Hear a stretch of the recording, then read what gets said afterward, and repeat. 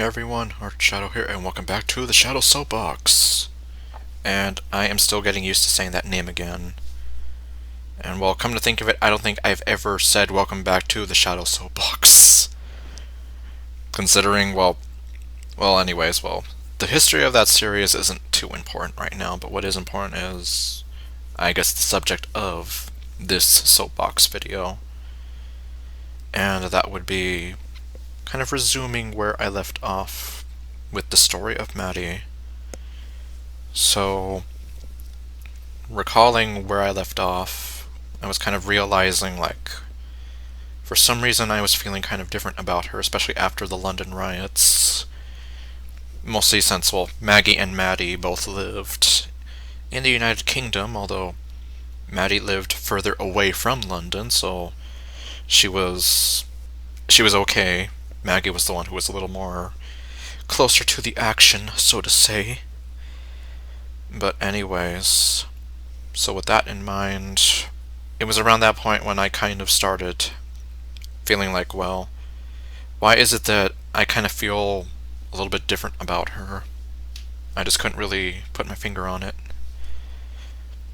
Throughout my time in school, for people who did kind of find out about her, some of them would kind of tease me, like how apparently it sounded like we would be a good match for each other and whatever, since we like the same music, the same games, and whatever. And for me, I was like, what are you talking about? No, stop that. She's my friend, and leave her alone. In a sense, I was a little kind of protective of her in that regard.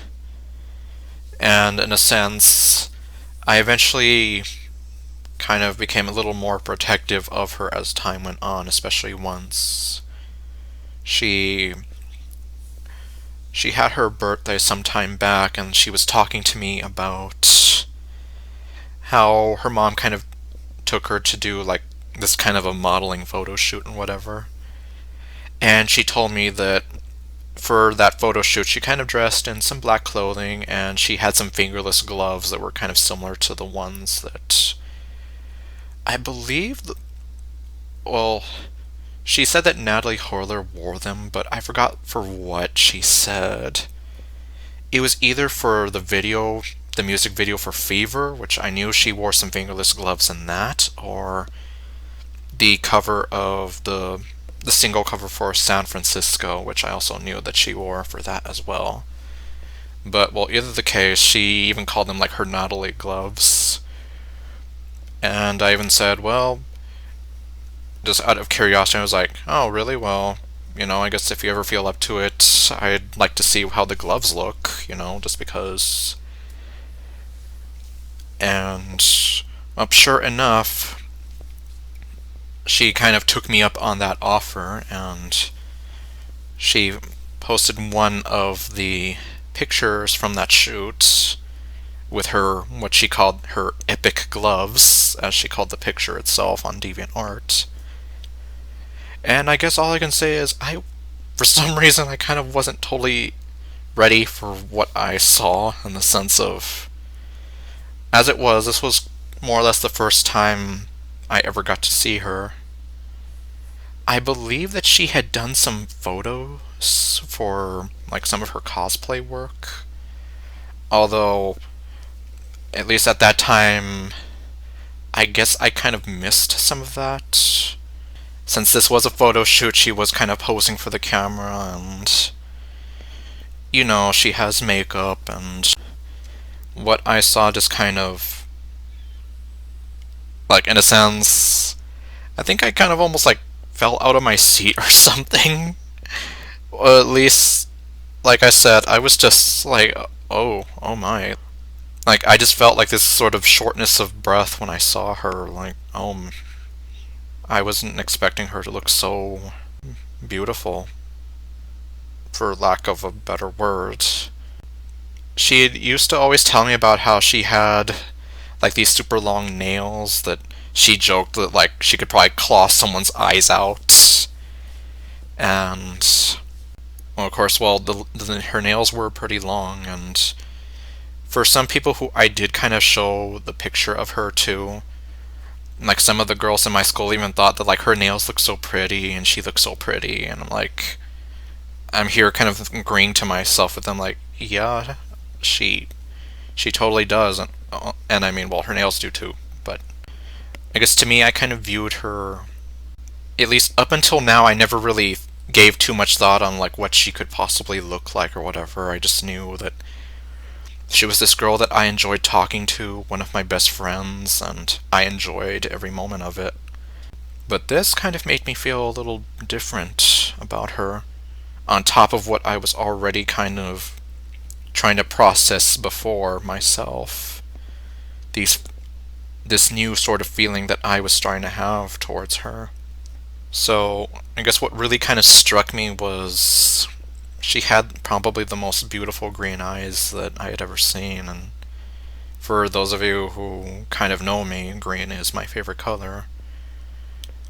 And she had this sort of curly chestnut brown hair, and well, she was kind of trying to smile, or well, she was smiling, but there was a hint of her shyness kind of there in her smile, and I guess to me it just kind of made the picture a bit more endearing because I knew her. I knew this person kind of smiling shyly at me, and I just thought, like, my goodness, she's this really beautiful girl. And it also didn't compute to me, like, how could, like, considering that she mentioned how guys kind of look past her and think that she's too nerdy or uninteresting to speak to.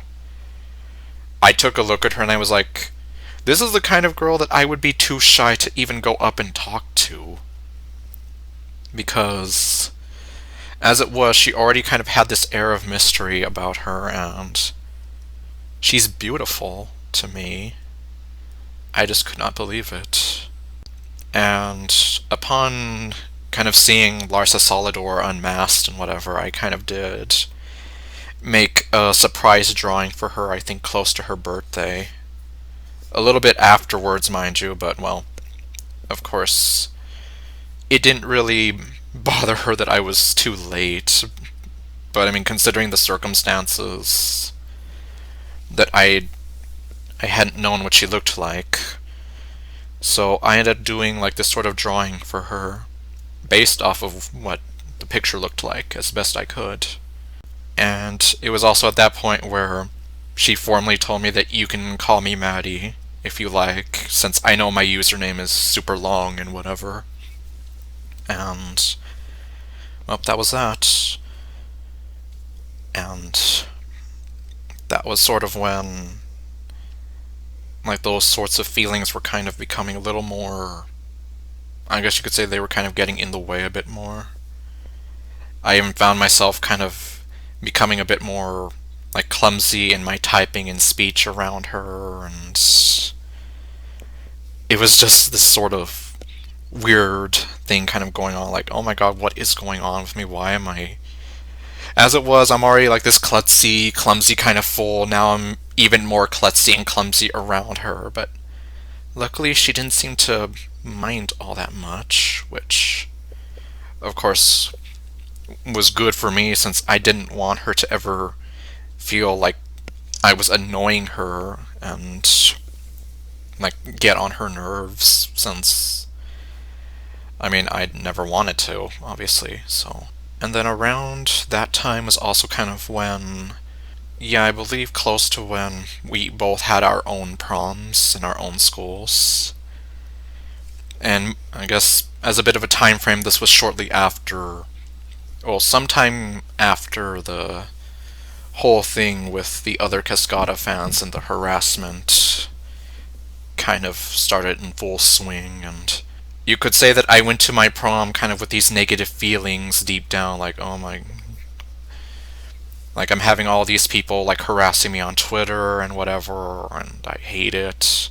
And it was ironically at that point when I ended up kind of just tossing out my original Twitter account and then making a brand new one, kind of to start new, that way I wouldn't have to deal with the harassment anymore. But before then, I just went to my prom I went to my prom by myself since, yeah, unfortunately, I wasn't quite the most popular guy in school. I was too much of a nerd, and most girls didn't really see me as dating or boyfriend material. So I never got to ask out anybody, and I ended up going by myself. However, though, when I decided to go to the prom, I decided, well, essentially, like, I'm going to that prom and I'm going to feel good about it. Which kind of surprised even my mom when, like, I got my suit ready. I even bought, like, this red tie, which, like, yeah, totally caught her off guard because I never wore ties in a solid sort of red velvet color. But I mean, I wanted to feel and look good, so I did. I spent most of that time with my friends, and I mean, it was totally fine. Took some pictures, and, well, I mean, obviously, like, yeah, I unfortunately didn't have a date, so it's not like I could take those sorts of prom pictures of you standing next to your date or whatever, but, well, it was pretty whatever. It didn't really bother me all that much. I did have some good memories though, like I did dance. In fact, for anyone in my class who might remember, I believe, and the exact words were that I got down and dirty on the dance floor once J-Lo's On the Floor started playing. So, yeah, I don't know what it is about that song, and every time we touch, that just really gets me kind of like I want to get up and dance, you know. I haven't had that kind of feeling in a long time. But anyway, so I guess, so after that, well, prom was said and done with. It wasn't quite as bad as I thought it would be.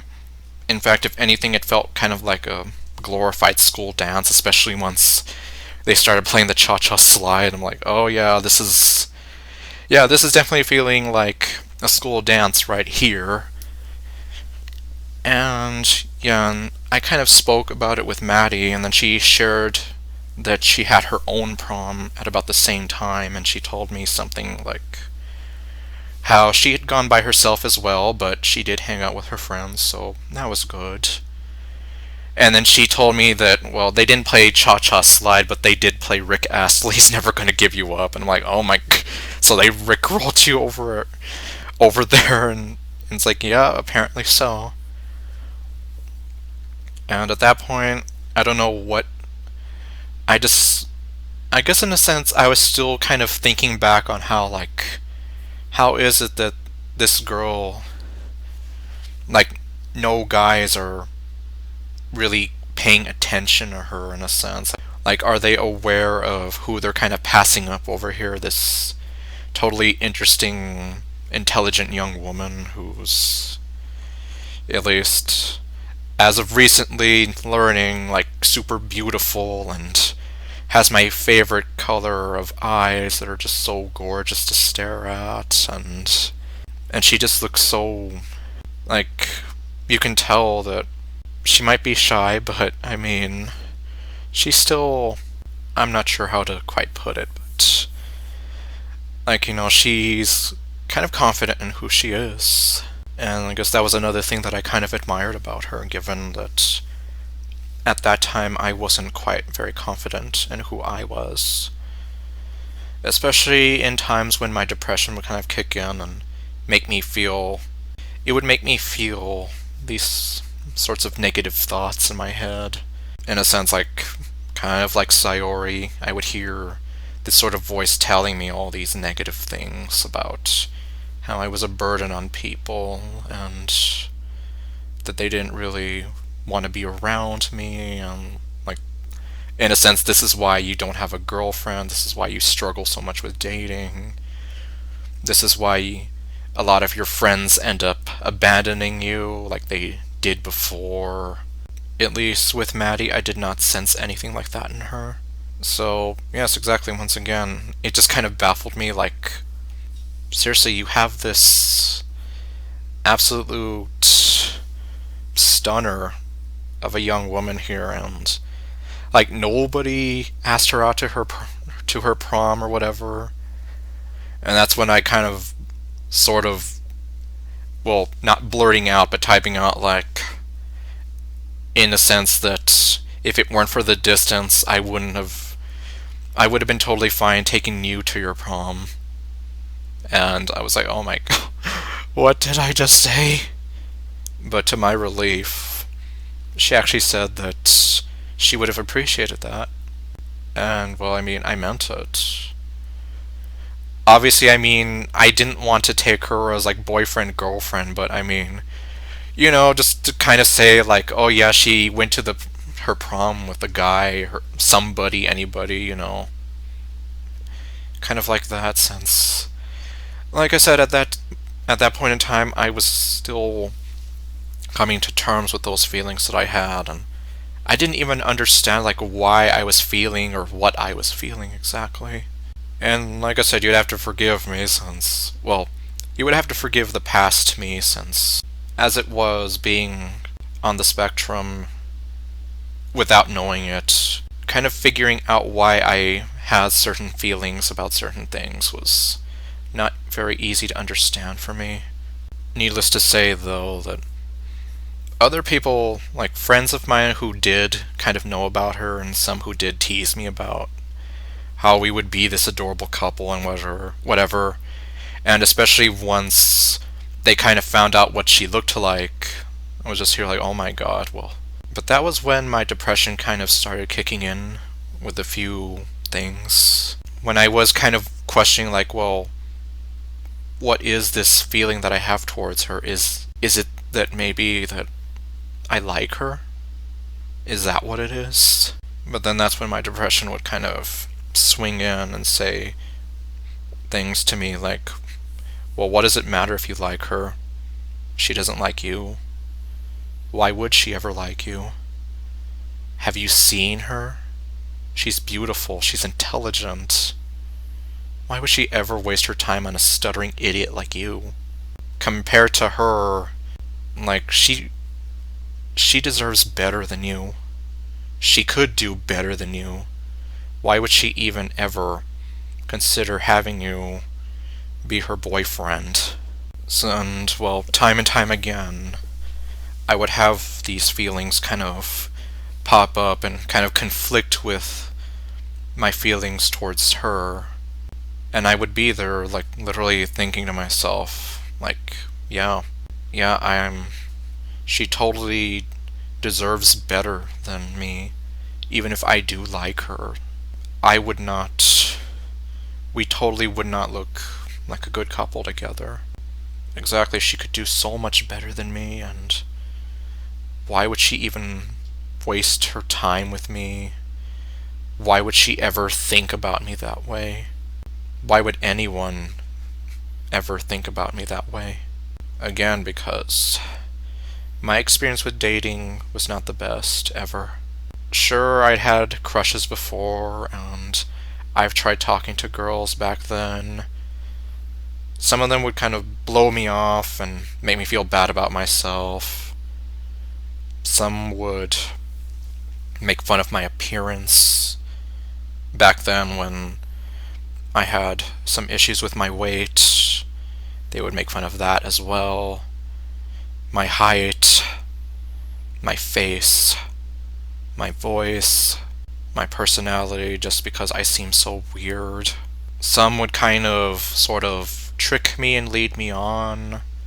Like, they would agree to meet me somewhere, kind of as like a sort of date, and I'd be kind of like all dressed up, ready to go, and then I'd be there like a total idiot, waiting for nothing to happen, and I would feel like just, well, exactly like such a damn idiot. Like, why did I let myself believe this would happen? Or why did I let myself fall for this ruse, in a way? And it had happened time and time again, so you could say by that point I didn't really have the best confidence I had in regards to dating and me actually trying to date. So I kind of would like taper off on that until I was completely like, in a sense, like I removed myself from trying to date ever, just because I just felt like anyone who said that they would ever want to date me, like it wasn't genuine. Quickly going back to another sort of instance, this one girl who claimed that she would date me.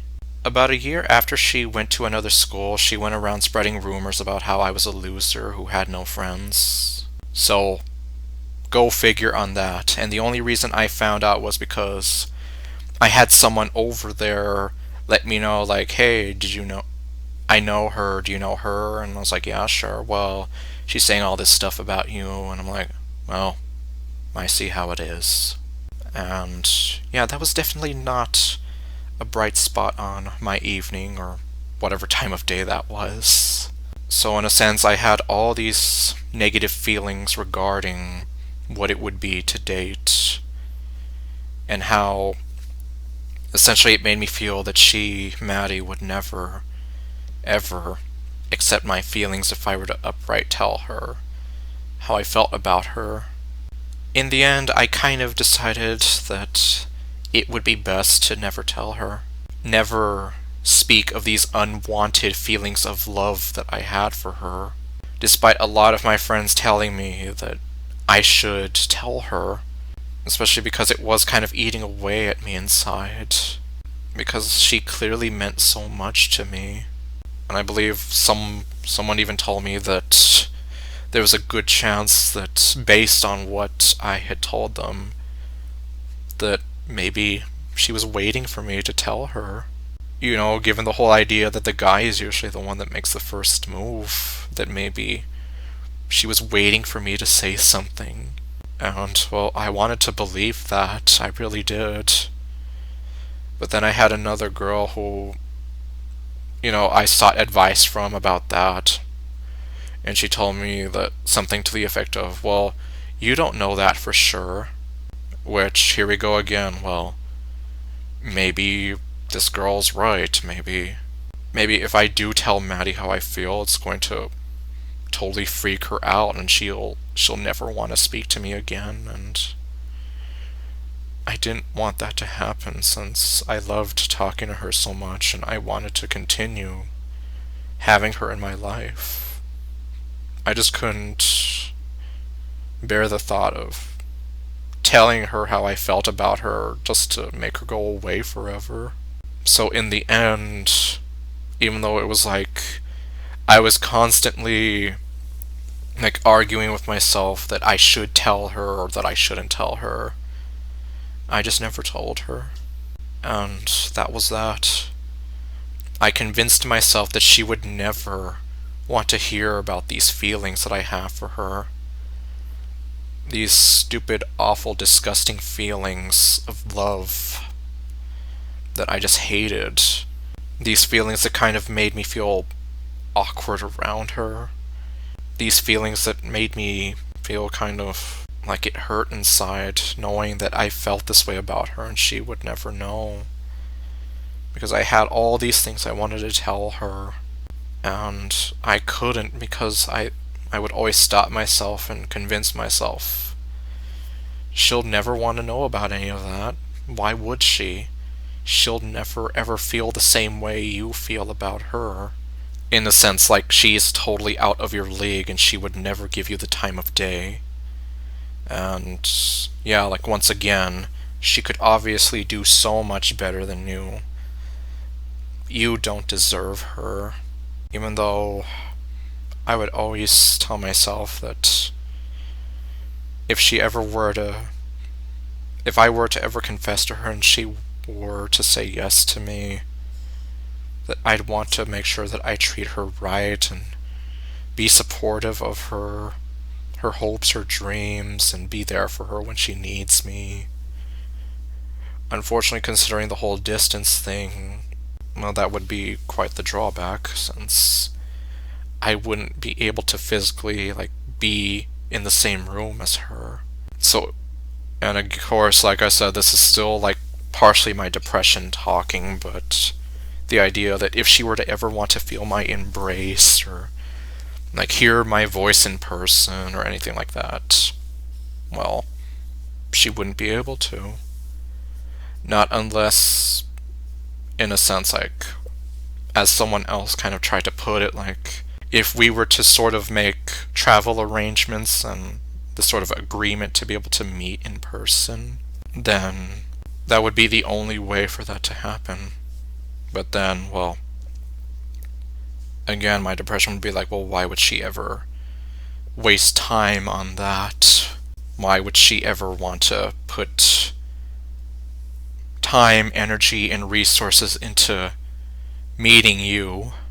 You could say that I constantly would always shoot down sort of any attempts at thinking about trying to tell her. So in the end, I just didn't. We would continue talking a bit, though, up through our college years. Things were kind of getting a bit hectic for the both of us. I kind of noticed that she wasn't able to respond to me quite as often, which I mean, I can understand, since I wasn't quite sure what her degree plan was in, but I would imagine that she had a lot of homework to do, and she needed to dedicate a lot of time and energy to those classes, considering that I did as well. But still, though, when I did start college, it was very stressful on me, and in a sense, it was almost like I felt so alone. I didn't really have as many of my friends anymore, since they had all gone off to different colleges.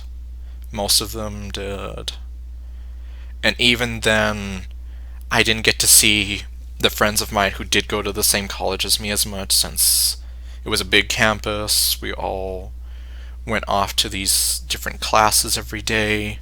So it was almost like the chances of me like seeing them, just passing by, were very, very slim. So I felt super alone. And so you could say that for sure I missed being able to talk to Maddy, and I felt like, in a way, like, I miss you.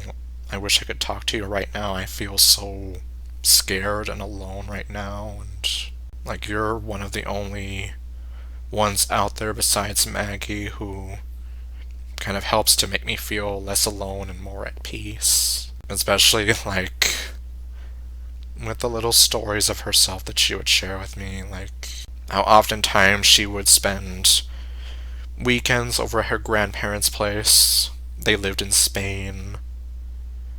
How they had the Clubland Live TV channel there, which was...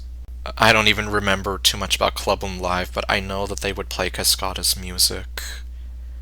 I want to say that they were either a record label or something of the sort, but point being, they had that channel, and she would tell me about how she would try to listen or watch the channel, for Cascada, and how her grandparents, whenever she would mention Cascada, that supposedly they thought that she was either talking about something having to do with waterfalls or a blonde bimbo. Because, well, Cascada means waterfall in Spanish. And, well, I guess, see, that was also something else I learned about her. So she had a bit of a Spanish heritage to her from Spain. My heritage lies in Mexico. My Hispanic heritage. So I guess you could almost say that we had some bit of a commonality there, but, well, either way though, like, in a sense, I missed being able to talk to her about things like that. Being able to feel like I could be myself around her and relax around her and be more at peace. Listen to her talk about her day that I always found so interesting. Unfortunately, it just wasn't that possible. It wasn't really possible given the workloads we both had. And I know that at some point that she felt bad that she wasn't able to speak with me as much anymore, especially when I expressed how I was feeling. And she told me something to the effect of that if need be, then she would try to make more time for me, which might unfortunately kind of eat into her homework time and class time. But then when I thought about it, I was like, but wait a minute, if you do that, then what's going to happen to your grades? If you're already under so much stress as it is with the homework that you already have and whatever time that you do spend on it, then what's going to happen when your grades start to drop? And like, what's going to happen? What are you going to do? I didn't want to be the reason that for her grades to start dropping. I didn't want her to struggle more than she already was, so I basically just told her that, like, don't do that, please. Because if you do, then, well, I'm going to feel terrible knowing that, in a sense, that you're wasting this time on some stupid jerk like me when your grades might suffer, and I'll never be able to forgive myself knowing that. So please. And I just reminded her that I'll always be available whenever you need me, that I'm not going anywhere. Kind of going back briefly to how I almost tried to say, like, to hell with the internet, to hell with everybody who's bullying me, I'm done with it. Like, no. I promised her that I'd be there for her whenever she wanted to speak to me, and I wanted to keep that promise. And I remember she told me that I wasn't a stupid jerk. And it was around that time when she and I made a bit of a promise to each other. One that seriously, like, brought me to tears, like I am right now, practically. Essentially, she promised to me that no matter what college would throw at her, that she would always do her best to be there for me. She would always be my friend. That she knew the kind of person I was, so that she would never turn her back on me, and she would never think less of me. Because she knew me. She knew that I was a good friend to her and that I cared about her. And she enjoyed talking to me almost as much as I enjoyed talking to her. And when she said all that, it seriously just brought me to tears. Because never before had I met anyone say something like that to me. It seriously meant so much to me hearing her say all that. Because, as I mentioned, looking back on it all, never before had I ever thought that this girl whose YouTube videos I liked so much and kind of inspired my own, never did I think that she would ever talk to me, let alone consider me one of her most valuable friends. And so, like a fool, like a goddamn fool, I made the exact same promise to her. I didn't, like, outright confess my love to her or anything, but I just told her that she meant a lot to me as a person, and that I wanted her to be happy. I wanted her to succeed. I wanted her to do well, which was why I told her that to please do well in her schoolwork, do well in her classes, her homework, everything, and that when she had the time that I would be there for her, so as to please don't worry about me ever leaving or disappearing on you, because you mean so much to me. Your happiness means so much to me. I just want you to do well and be well. And if that means that we have to kind of sacrifice whatever time we had we spent talking to each other, well, then so be it. And so that was the promise we made to each other. And so some time would kind of go by, and once in a while she would still message me whenever she could. And she would tell me about how in her classes she found herself getting along with people very well, like compared to her high school. She was making more friends and she felt more like included, and to that extent it felt easier for her to talk to people, especially talking to guys. When I heard that and I kind of thought about it, like the thought of her possibly meeting a guy, that was when I just thought to myself, like, well, I guess how do I explain it? Like, I was very happy to know that she was making friends and she wasn't feeling as alone anymore. And yet, it felt like my heart was being torn in half at the thought of her meeting new people who would probably make her forget about me. Like, I wouldn't be needed anymore. Like, it made me feel as though, thinking back on how she used to tell me how she was so shy and how talking to me kind of made her feel a bit better. Like, it made me feel like, does this mean that my purpose for her has been served in a way? Does this mean that she's not gonna really need me anymore? I didn't really express those thoughts to her like 100%, but I did tell her that I was happy that things were looking up for her, and that especially that she had friends that she could talk to. Because I did mention to her how it made me feel bad that, like, I couldn't physically be there.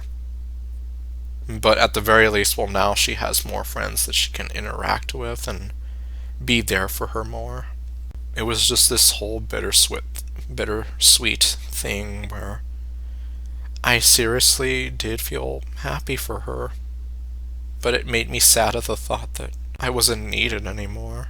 And I remember that I did kind of express this to Maggie, and well, she was the one who kind of told me that it sounded like I was just being insecure. And I mean, I won't deny that, but I guess I just was insecure given how people had treated me in the past. How it felt like they would just toss me to the side when I wasn't wanted or needed anymore, like a lot of my friends had in the past, which made it very difficult for me to really open up to trust people, since I always kind of question, like, if I open up to these people, are they going to reject me outright, or am I going to be accepted for a while and then just tossed to the side like yesterday's garbage once they don't need me anymore, like they did? So in a sense, I just kind of tried to, in a sense, hold the zone here, especially since my college degree was not going very well. I was doing terrible in my classes. I felt like an absolute failure. I dreaded waking up every morning. I always felt sick to my stomach throughout the day. I felt very sick and stressed, and it all started taking a toll on my body as well, and it was all just so terrible.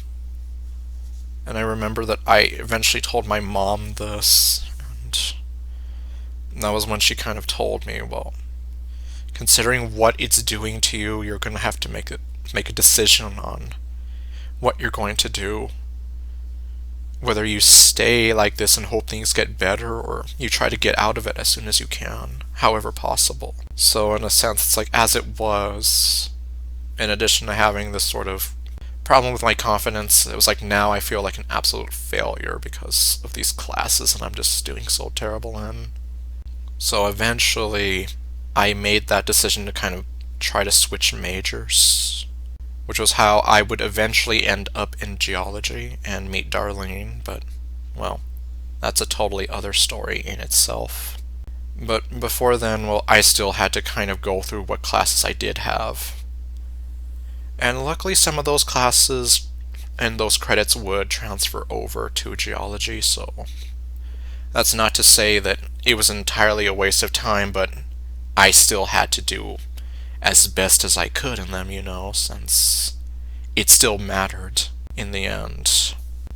And then it was close to this time that Maggie kind of reached out to me, and she showed me this article about what it meant to be on the autism spectrum.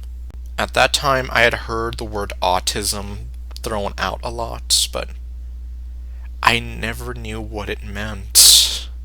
And I even commented on my videos of To the Moon, where Nintendo Capri-sun played, and he spoke a bit on what it meant to be on the autism spectrum, but I still didn't really understand what that meant. It wasn't until Maggie showed me these articles that I kind of started to realize something.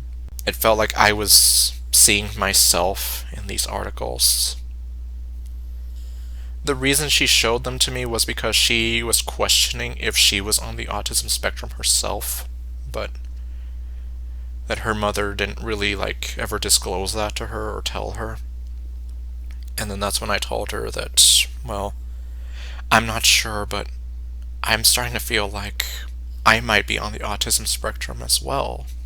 I was too scared to ever bring that up with my mom, though, because sometimes my mom, depending on what day you caught her, she could be understanding, but other times she might try to dismiss things like, "Hey Daniel, you're being so crazy. Stop thinking that way."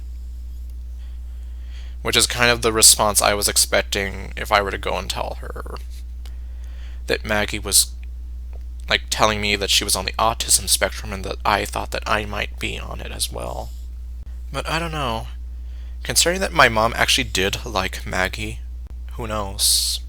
I don't remember exactly how this came up, but I ended up showing Maggie's profile picture as well as the picture of Maddy with her epic gloves, and she told me that she thought Maggie was cuter. Which to an extent, yeah, I mean, going back to my whole thing about Maggie being kind of my own Sayori, I can kind of see that. And like I said, I mean, she was very fun to talk to, and I enjoyed talking to her. Especially because she was very upbeat when she had her good days, of course. Despite all that, I just didn't really feel that way about her that I did for Maddy. And like I said, I mean, granted, they were both very beautiful girls, but like I said, at least to me, it was Maddy. But I mean, this was mostly just because I saw Maggie as my best friend, but I didn't see her as anything beyond that.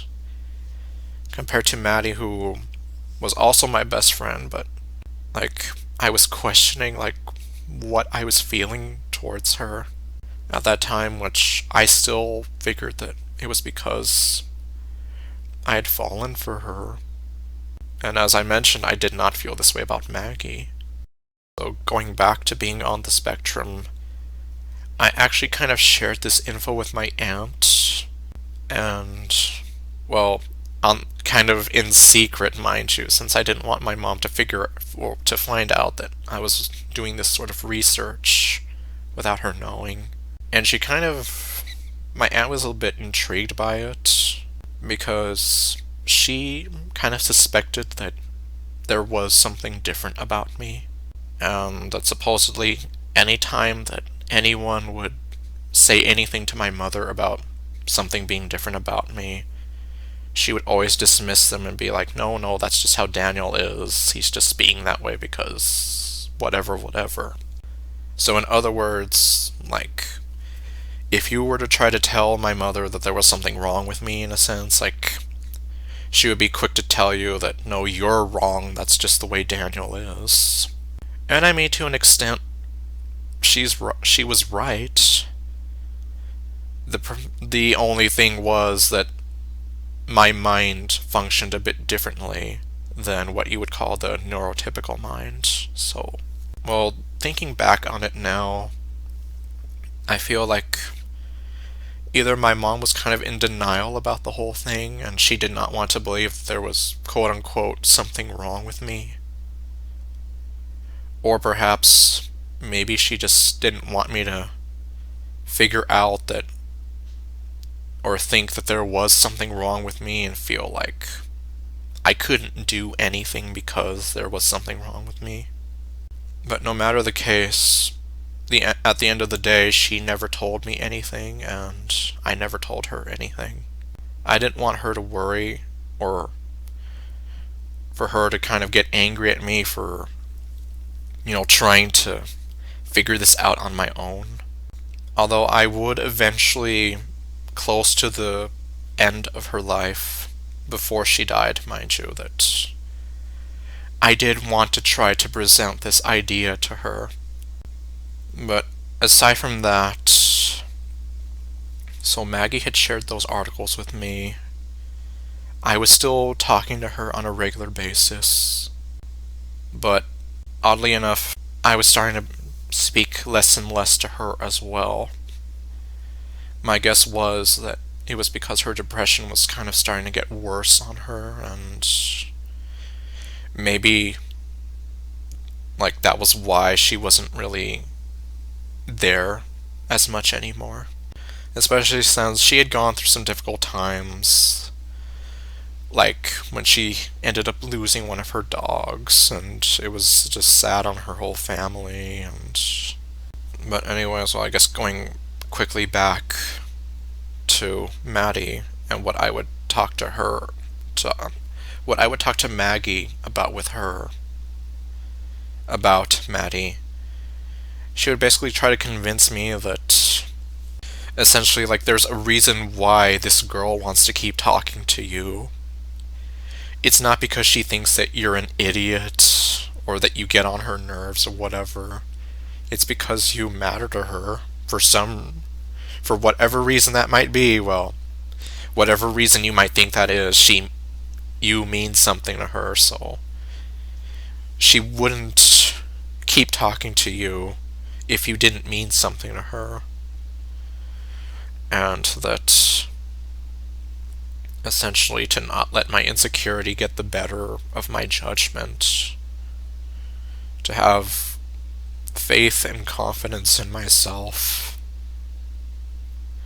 which was what I struggled a lot with, given the sort of difficulties I had talking with people. Eventually, though, I would slowly start to transition out of my first degree plan and into a sort of general education degree plan until I would eventually decide on geology. And more time would pass between when I would get to talk to Maddy, until finally, the last time that she ever spoke with me was through a private message.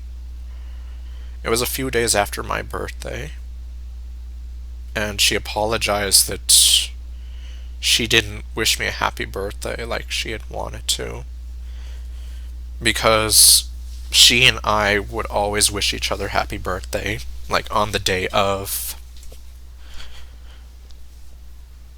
And, well, so as I mentioned, she was kind of late on wishing me a happy birthday, which, that didn't really make me angry or whatever. And, well, she apologized also for really not being there as much for me as she wanted to be. And I remember she even said in her message, I hope you're not super mad at me or whatever. And, well, honestly, I was never mad at her to begin with. And I even told her to the effect that, I could never be mad at you. I know that you're going through a lot right now, and it's like we promised each other don't worry so much about me. Concentrate on your studies.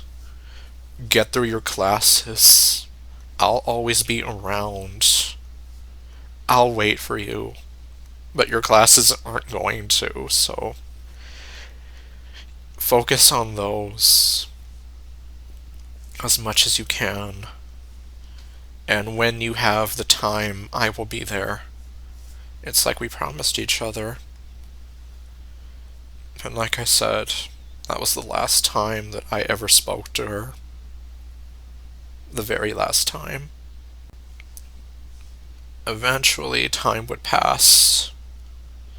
Weeks, months, and eventually years. Her Tumblr, both of them became abandoned. She hadn't updated them in forever. Her YouTube channel, her personal one, and the one that she had made because she had been thinking about getting into Let's Plays, that one was also abandoned. Her blogspot was long dead. Her DeviantArt, there hasn't been anything posted as of now in so many years. Before she kind of started to vanish, I remember that she posted a cosplay of herself. I believe it was the songstress Yuna outfit from Final Fantasy X-2. And once again, I thought that she looked really beautiful. And, well, after kind of making the mistake from before, just being like, you look nice, and whatever. Because when I did see that picture, I just told her, you look nice, even though I wanted to say, like, compliment her more. Because, I mean, looking back, I'm like, you look nice, like, what kind of a comment or compliment is that?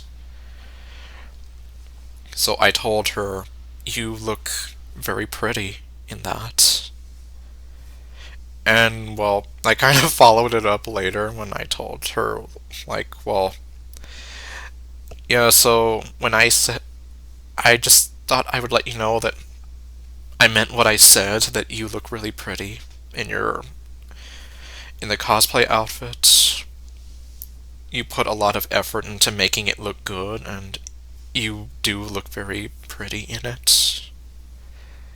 I just want to make sure that my comment doesn't come across as being rude or, like, going back to how she mentioned that she had to deal with a lot of guys who were, like, pigs and whatever. Like, I didn't want her to think that I was being some kind of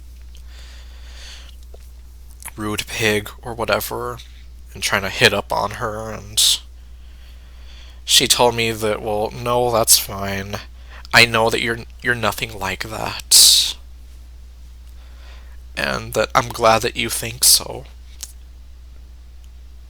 And, well, thank you. And, well, it's like I said, I meant it. And, well, aside from that, I mean, those were the sorts of pictures that she had posted last. A bunch of pictures she had taken at conventions. But this was a long time ago. And also before she sort of vanished was when she shared her, like, she had wanted to get into doing Let's Plays for the longest time. She mentioned how she was a fan of a few certain Let's Players, but I remember she mentioned Nintendo Capri Sun being one of them. I remember that she apparently had, like, a fangirl moment when she saw that he was doing Final Fantasy IV, which was her... Well, according to her, it was her favorite Final Fantasy game, even though she wasn't really the type to settle on just one favorite. But as I mentioned, considering, like, her personal Twitter was Kane Highwind Fangirl, and Kane being, like, one of the more prominent characters in Final Fantasy IV. Yeah, I mean, it's kind of obvious what game she liked the most. But anyway, so she shared with me a video of herself doing Final Fantasy IV as kind of like a mock Let's Play. She titled it like Part 1 and whatever, and I was like, okay, well. And she told me that if you would like to give it a watch and let me know what you think. And at some point, she told me to please try not to laugh at her too much. Which, well, kind of going back to my initial thought that how it seemed that she had some sense of confidence. Going back to how I thought that, despite being shy, that she did have some bit of confidence to her. It did kind of hurt me thinking, like, why would you think that I would laugh at you? And I even told her that, well, I would never laugh at you. If I laugh, it's only because I think that the commentary is funny or whatever. But I would never laugh at you. And I mean, I went through the video and I still have the file with me. I held on to it. I never really wanted to delete it. Especially now that it kind of holds a more sentimental value. But at least compared to like when I first started out, like considering how shy and soft-spoken I was, I mean she kind of was as well, except not as much. Like if I were to rank like who's more shy, I would rank myself being more shy and quiet, and then would be her. But it was clear that she loved the game, she knew a lot about it, especially like if you were to watch the video, she explains a bit about the game, what version she's playing, how many versions there are. And yeah, believe me, there are quite a few different versions of Final Fantasy IV out there. Or Final Fantasy II if you live in the United States. You see, there you go. That's a whole story in itself. That was like the only video that she ever made in that format. She did make the channel and she did direct me to it, and she even told me like you could subscribe to it or whatever, but there's really not much there. The only video that she had at that time, and I imagine it might still be there, was just this sort of thing this sort of short video of her playing one of the Dead or Alive games. But otherwise, that channel never really took off, and she never really became a Let's Player. I don't know if she just lost the nerve, or if something happened, or what it was. When I spoke with a therapist about Maddy some few years later, she told me that it was possible that Maddy just had trouble to commit to anything. In the sense of, if you think about like her committing to this sort of quote-unquote relationship we had, and to doing this Let's Play work, compared to me, where I kind of took the torch that she left behind and I made the channel my own channel, ArdrethShadow. And in a sense, I saw out her dream to be a Let's Player, and I enjoyed it, and I still obviously enjoy it to this day. And which is why, like I said, in videos and over like text conversations, that this channel is basically like, in a sense, it's like my love letter to Maddy for how much she made a positive influence on my life, and how much she meant to me as a person, and how I just felt sad because I wanted to see her become a Let's Player, and in fact, I think, yes, I was her first subscriber ever. Like, in a sense, like, I wanted to show her that she always had my support in whatever she would do. because I seriously thought that she had a lot of potential. And well, like with me, like if you watch my god-awful Doki Doki Literature Club videos, my original ones from 2017, and compare them with like what I put out now, there's a big difference. Like you see more of my personality in there now. In a sense, like I'm a bit more confident with my commentary.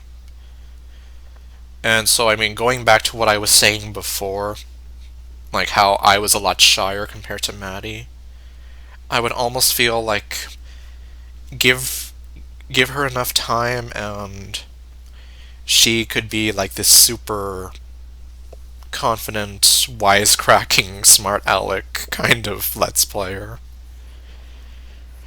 Kind of like the sort of semi-smart aleck, yet loving and caring person that she was when we would talk to each other. In a sense, what I'm saying is that I imagine that if she were to have continued on with it, she could have more than likely just let her true personality shine through, which would be this wonderful, beautiful person that I fell in love with those years ago. Which is how, in a sense, like, I've kind of let my personality come out a bit more in my own Let's Play videos. And, as I mentioned, she was one of the main motivations for me to start this channel to begin with. So you could say that it's because of her that I became more confident in myself and I've been able to let my personality shine through more. All because I wanted to see her dream to become a Let's Player sort of come true in a weird way. And I mean, it's also kind of weird if you think about like some of the games that I have played, like some of the dating sims I've played, and yeah, I'm not entirely sure if she would be too thrilled knowing that, but well, at this point that's neither here nor there. But either way though, she, even now, made an impact on this channel.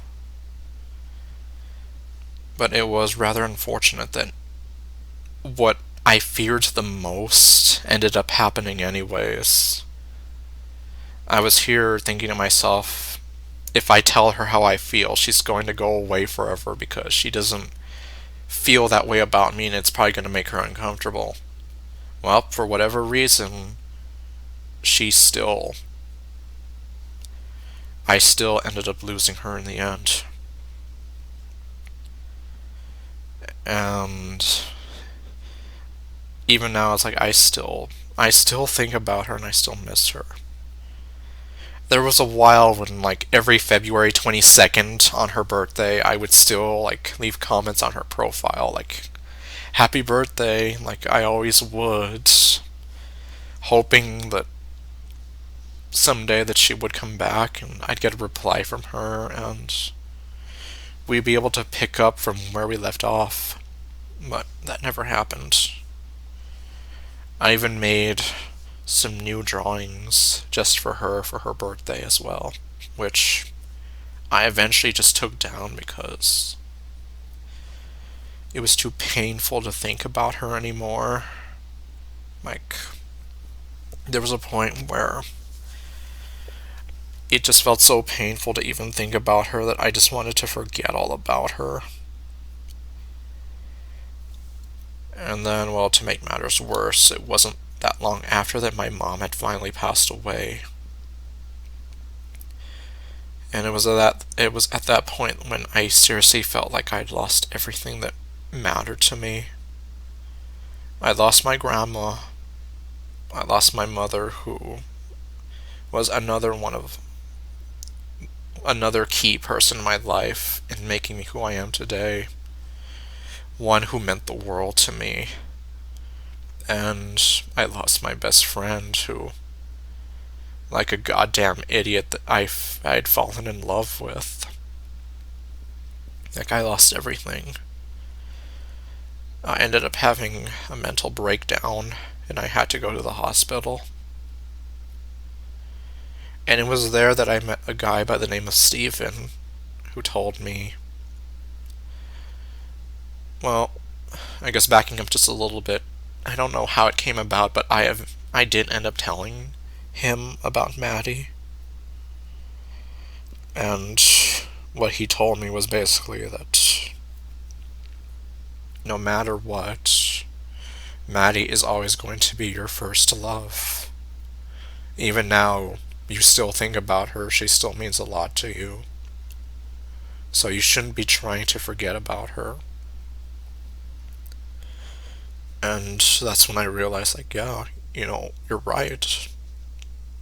She was the best thing that had ever happened to me, to some extent. Or, well, one of the best things.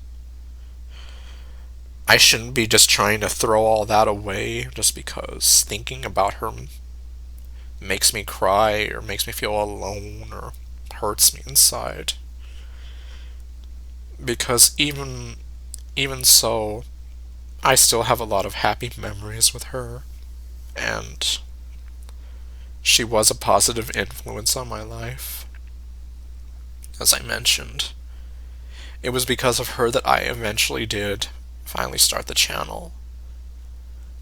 Like, right when I did get out of the hospital, I did finally start the ArdrethShadow channel, but I just didn't upload anything.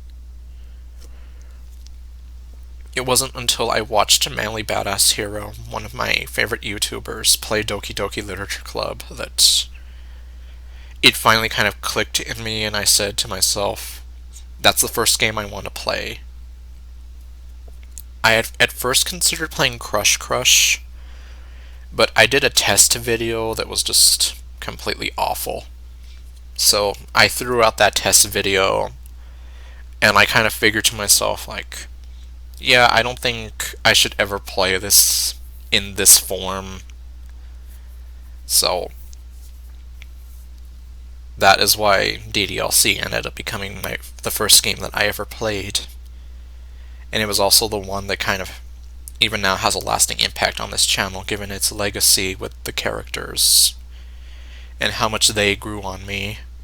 No matter the case, at the end of the day, it still remains that I have not been able to get a hold of her. I have no idea what happened to her. I would just like to hope that wherever she is, that she's okay, that she's happy, and that she did find somebody who will make sure to treat her right, treat her the way that I always wanted to treat her, and see her the way that I always saw her. Because it's like I mentioned, to me, she was this very incredible person. And I'll keep saying it, but it just boggled my mind how nobody, well, especially guys in her school, never really saw that in her. And I did. But it was kind of a very confusing time, I will say. I never did tell my mom about how I felt about Maddy. Like I mentioned, she knew that she existed and that I spoke with her on a regular basis, but she never knew that I had developed feelings for her. I didn't tell her because I felt just so embarrassed. Like, in a sense, like, yeah, that I fell in love with my best friend, who also happens to be in another country right now. And one that I hadn't gotten to meet face to face ever. Like, I didn't know how she would react to that, so I never told her. When I moved in with my aunt, I did tell my aunt about her. I even showed her the picture of her as well, The very same picture that practically made me fall out of my seat when I saw her for the first time. And my aunt was very curious about it. She remembered that I mentioned her a lot. And she even openly asked me, or, well, she even openly told me something like, I wonder whatever happened to her. And I even said, like, yeah, well, I do too. I still miss her. I wish I could talk to her again. And, well, I guess considering that my aunt was very into, like, murder, mystery, crime, thriller kind of stories, I guess it did kind of pique her interest, like, in a sense. We have this mystery of a vanishing person who hasn't been heard from in such a long time and who vanished without a trace.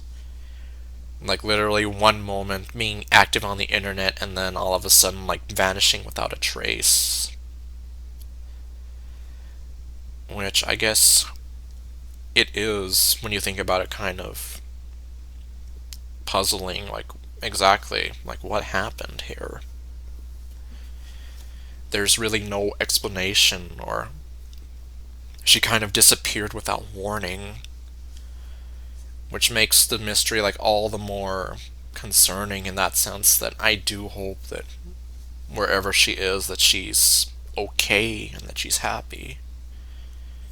Because at the end of the day, that was really what I wanted the most for her. Because she was my best friend, because she meant a lot to me.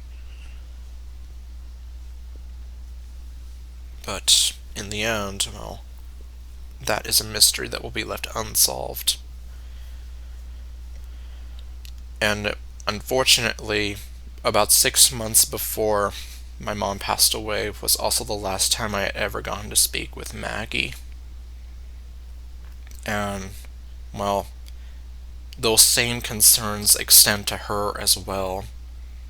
Especially because I knew that she was going through depression and she was having such a hard time. So it makes me hope that wherever she is, that she's doing better.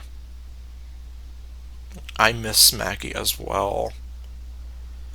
And in a sense, you could say that in sheer irony, that it's because of her that I learned that I was on the autism spectrum, which kind of became like one of my big searches, and eventually I was able to finally get that answer with the help of my aunt, which answered so many questions I had about myself for years. It's like it felt like I finally understood myself. So at the very least, I mean, I can thank Maggie for being one of my best friends and for being there for me, but for also, in a sense, helping me to finally understand who I am. You could say that I owe so much to the both of these girls, but I don't know what happened to them. Unfortunately, I still haven't really had the best luck with dating as well. I don't quite have the same sort of negative voice filling my head anymore, but I've still had to deal with some very toxic personalities, Darlene being one of them. I don't know if anyone would really care about that story, but